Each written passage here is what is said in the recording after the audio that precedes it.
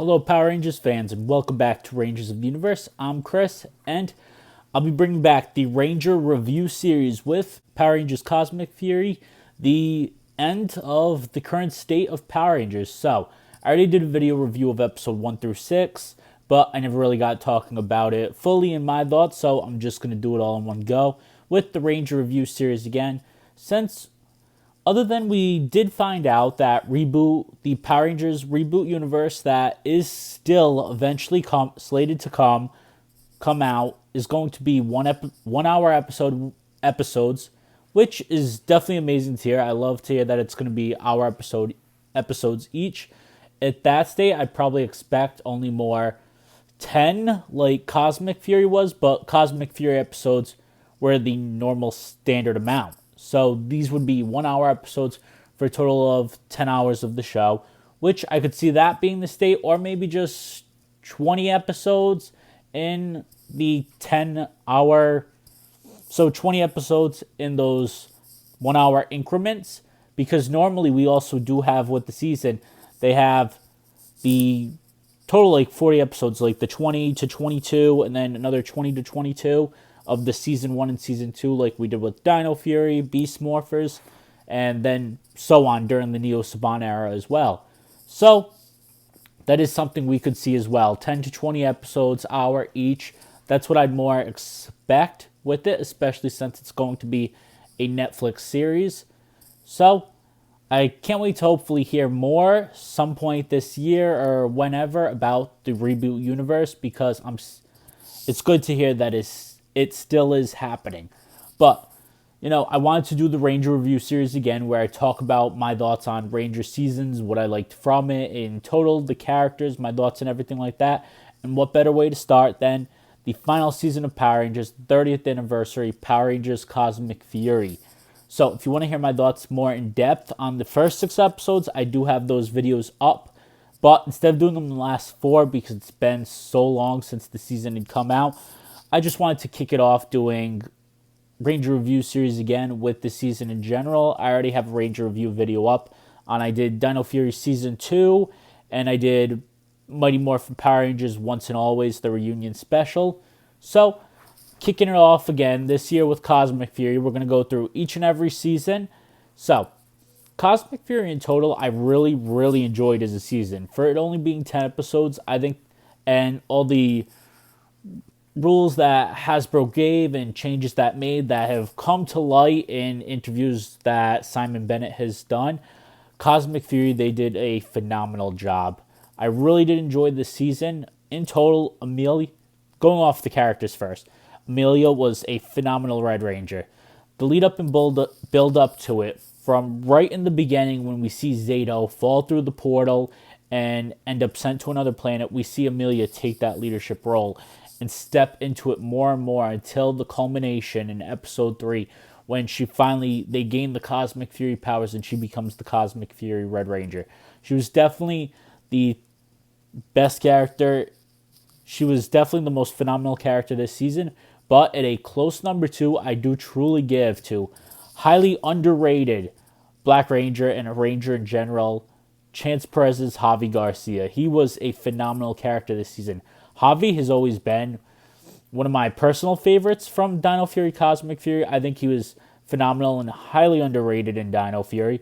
I talked about that in my Dino Fury Season 2 video, but he was phenomenal this season. Just from the first episode jump when they need to release the Zords, and Javi grabbed a Master Red staff and put it in the altar of Zordnia. He made that ultimate sacrifice play. Well, we saw Zato made the ultimate sacrifice play, losing his life in Dino Fury Season 2. But Javi made a sacrifice play as well, losing his right arm, losing his ability to play music and having to start over, which then going to see him deal with the trauma of losing it and readjusting to having a mechanical arm and learning how to use that mechanical arm to his advantage and relearn playing music, everything like that. Seeing his progression through the season and being a strong number 2 to the leader Amelia, take on that team role of keeping them going through all of their losses, of the loss of Zato, the loss of Ollie, everything like that. Seeing Javi's progression of coming to terms with his loss and then still holding on to his love of music to play again, even having the metal arm, and seeing his interactions with Amelia as leader and encouraging her, and his interactions with Billy of Billy helping him deal with Billy and Solon helping him deal with the loss of his arm. It was just an ultimate progression in Javi's story that I love to see. He was absolutely phenomenal this season and definitely a big highlight of it for me. Now, into the other characters, going to go into, obviously, Zato wasn't in play he had a lot of missing episodes. He spent a lot of time asleep because we were going through his story of his evolution, his returning from the dead, from the Masters, the Morphin Masters, then bringing him back to life, him becoming the Ghost Ranger, and then disappearing, and then coming back as the Cosmic Zenith Ranger, which was absolutely amazing to see that they at least did give him a suit. The color was a little weird, champagne color, it's been called, as well as Russell Curry himself, Zato, has called it that. But overall, I did I would have definitely liked to see Zato there more, see him more present in the story, but seeing, he sacrificed himself to save everybody's lives when Lord Zed blew up his base. Seeing him sacrifice his life, sacrifice the rest of his magic, the rest of his lifespan there, and then seeing him return as a Morphin Master himself, becoming the 7th Morphin Master, was, I think, an incredible wrap-up to Zato's story, and Zato using a lot of his magic to revert Mucus back to her monster form instead of the human form. That was a very noble thing of Zato to do, to make that, and overall, I would have loved to see Zato more. I definitely would have. But overall, I think it was a great wrap-up and progression of his story where I did like to see him he had the survivor guilt of he didn't know Ion survived and he thought he lost his team. He was dealing with that. Then the reunion with Ion and still coming to terms with the mistakes made in the first time with the Sporks and his part that he played in their release. And everything like that, just seeing his story culminate to him dealing with his guilt and the part he played, him making that sacrifice to end the Sporks Beasts once and for all, the battle once and for all, him making that sacrifice, then his return from the dead and his ascending to Morphin Master status, becoming the 7th one.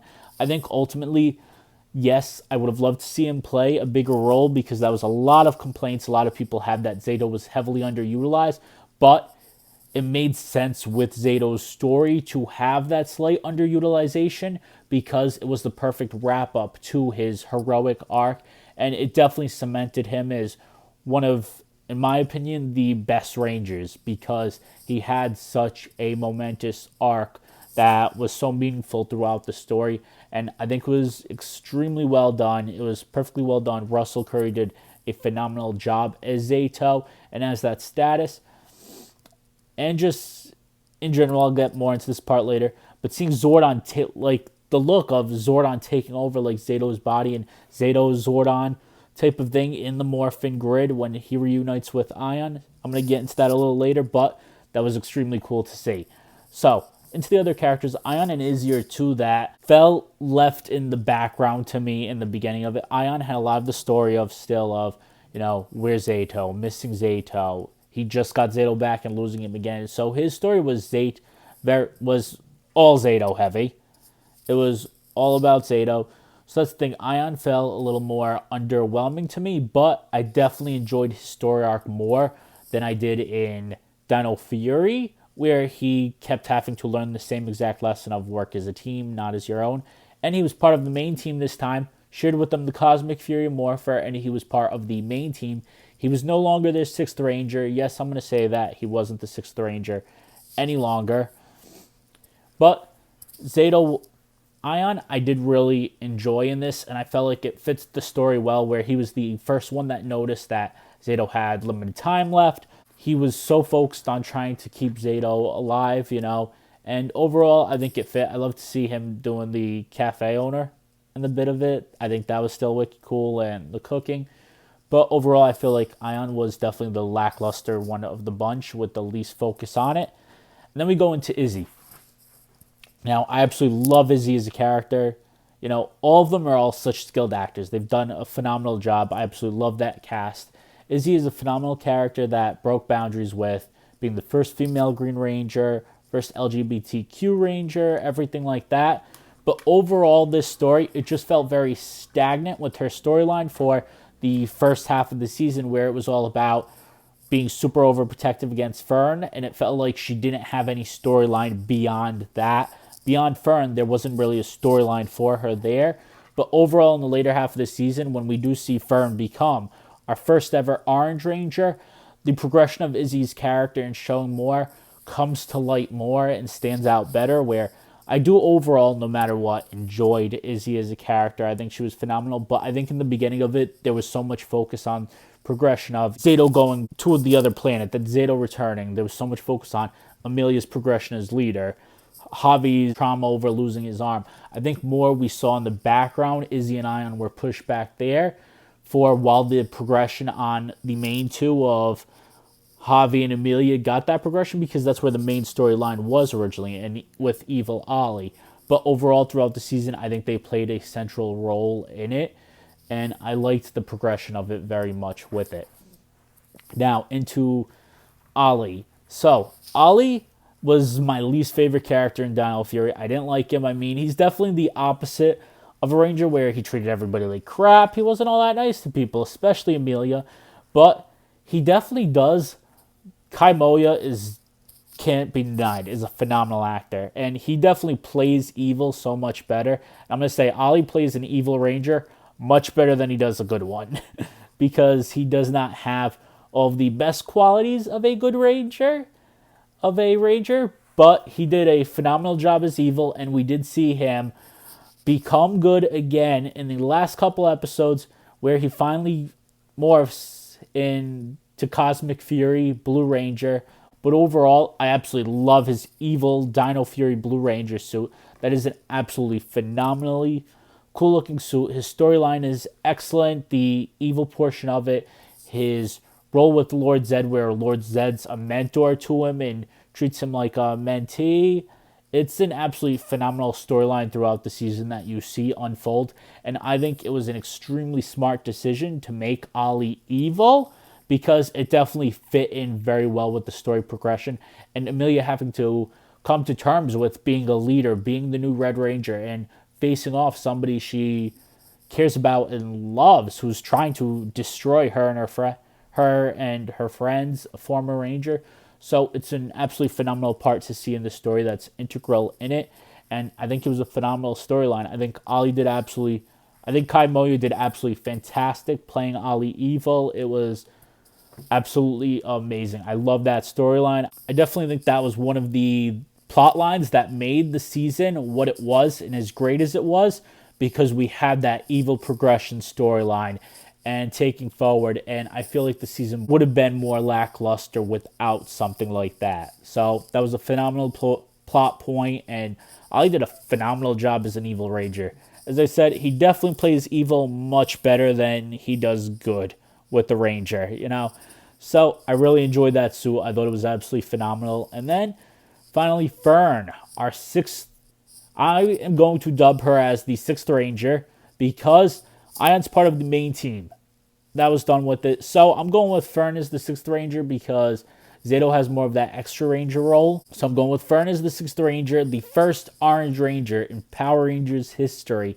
So the Cosmic Fury Orange suit is, as I've said in previous videos, just a repaint of the Cosmic Fury Red suit with like the Solanosaurus enhancements on the helmet to give the Solon look to it. But I absolutely love her claw staff weapon. And Fern is an excellent addition to the Rangers. She did a phenomenal job. It was cool seeing her play a more central role this season, and I really enjoyed her character. I think she did a phenomenal... I think Jacqueline did a phenomenal job. I think she was a great addition to the team, a great Ranger.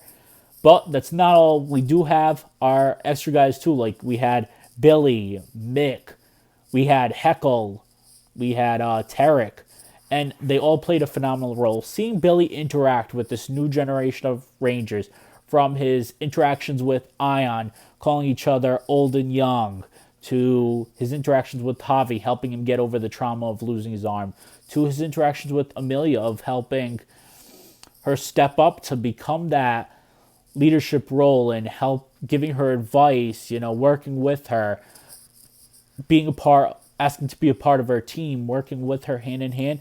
The interactions with them were all phenomenal, and I loved his chemistry with the Cosmic Fury team and working with them, and I think it was very authentic and a great part of the storyline.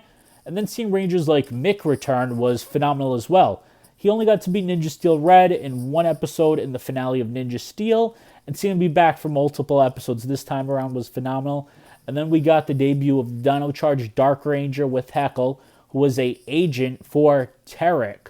Tarek's the leader of the Rafcon Knights now, the leader of the rebellion against Lord Zed and his evil army and Squillia, all them. And Tarek gets, in my opinion, one of the greatest moments in Power Rangers history, a solo civilian fight with his two twin blades against the evil General Onwaizu, who is actually a very big villain in Q Ranger, who almost killed one of the Q Rangers themselves, Ho-Oh Soldier. So, seeing Tarek take him on one, the line, I love the iconic line, it's iconic to me, of too easy, where Onwaizu says, you're not even a Ranger, too easy. And Tarek takes him out with his two double blades, two double knives, takes him out with just a simple slash, and utters the words, too easy. I thought that was absolutely phenomenal. Tarek did a phenomenal job this season. Tarek was actually my favorite character in Power Rangers Dino Fury Season 2 especially. He was a phenomenal extra Ranger and addition to the team, and his arc is just this progression of his arc from episode 1 of Dino Fury till now, where he goes from Void Knight, just trying to use the sporks to bring his wife Santura back to life, to realizing the mistakes that he made and bringing her back cause to the planet and joining the Rangers and giving up his armor to Zato and being Tarek, and then becoming Void King under the control of the sporks. And then just his evolution again is being free to realizing Amelia's been his long-lost daughter, being Tarek again, his relationship with her, their dynamic as father and daughter, and seeing him this season being having more of that father role with Amelia and leading the rebellion to keep Earth safe from Lord Zed was just an ultimate progression of his story arc, where now defeating a enemy solo, civilian, no powers, was absolutely amazing to see. And Heckle, didn't really get too much of an explanation of how he came from the Dino Charge universe, which is in another universe, to this universe, but it was amazing seeing him return, and seeing him return as the Dino Charge Dark Ranger. I absolutely love the Dino Charge suit, so I was extremely happy to see that. Thing is, too, episode 7, the Operation Seasoning, is definitely one of my all-time favorite Power Rangers episodes, because we see that big team up at the prison scene. Everybody's got an in-suit moment. You have Zato, who's helping free Zato and Ion are freeing the Cosmic Fury team from prison. You see Tarek have that solo fight against Onwaizu, defeating him. You see Heckle, Billy, both morphed, fighting, teaming up.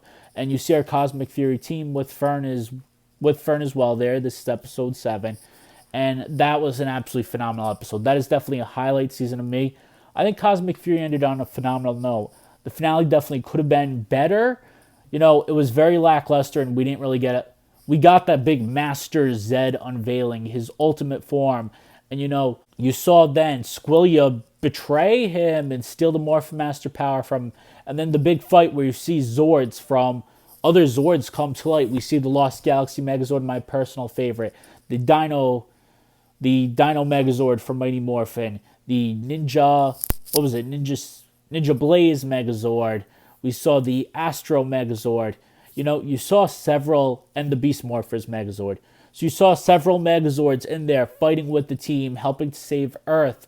We saw the Morphin Masters return, where we saw Zato become a Morphin Master. You know, we saw Slither and Mucus again. And I love the line where Mucus is like, I might need a lawyer. Hey, got one for you. Lost Galaxy Red Ranger Danny Slavin's a lawyer. So I really enjoyed that line. Overall, I think the season was absolutely phenomenal. You know, the finale was lackluster, where we didn't really see Master Zed in action, because then he got captured in the containment. And then he got placed on the planet where he's under the mind control and the illusion of he's with Rita. So it was lackluster in that front, where we didn't get really that huge boss fight that I was hoping for. So it did fall apart right there, where amazing season, and then episode 10 is just where it falls flat for me, where I think we had this amazing progression in the season, but a flatlined finale that didn't really hit its mark.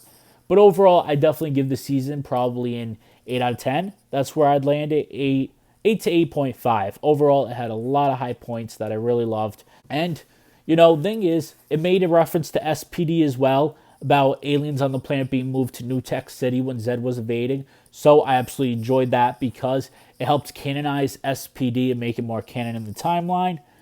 And my final point's going to be, you know, there's the thing that this comes after Once and Always. For me, that personally doesn't make sense, because you had Billy learn that Zordon is still out there from Ion when Ion repeats May the Power Protect You, and Javi makes the song May the Power Protect You, which that song was absolutely phenomenal. So with this makes sense more as being before Once and Always, because Billy learns Zordon's still out there. He goes to try to bring Zordon back. Robo Rita happens. But apparently this comes after Once and Always. So it means, like, okay, so Billy didn't learn his lesson, and obviously we're not going to see it. I don't expect another Once and Always 2 kind of thing. I would never expect that. I'd be shocked if it did. But I feel like it just shows Billy's would make the same friggin' mistake trying to bring Zordon back, and another villain happens. So I feel like it doesn't make sense being after Once and Always, and this should be taking place before. So that is another big complaint I have, but that doesn't really have to do with the season. It's more of how they play, how the producers and directors and everything have it placed in the timeline. I think the placing is incorrect, but that's what's being said. Overall, though, phenomenal season. I give it around 8 to 8.5 out of 10. Operation Seasoning is one of my favorite episodes, with ton of action. Tarek focus, because I love his character, Heckle, and overall, it was an amazing season, an amazing end to the state of Power Rangers as we know it. And now we gotta stay tuned for what's to come in the future. Hopefully this year we get some news. But that's all for the first episode of Ranger Reviews. More videos will be coming to the channel, so stay tuned. And be sure to follow the channel on Instagram at Rangers_of_the_universe. I know I haven't been doing a lot of channel videos lately. I've been extremely busy, new job. But there's been a lot of content I have been placing on Instagram to still show my love for Power Rangers during this year, especially 25th anniversary of my favorite season, Lost Galaxy. So that's all for this video. Follow me on Instagram. Hit that subscribe button. Hit that like button. And ring that bell for notifications. And I'll see you soon with more Power Rangers, Super Sentai, and Tokusatsu content.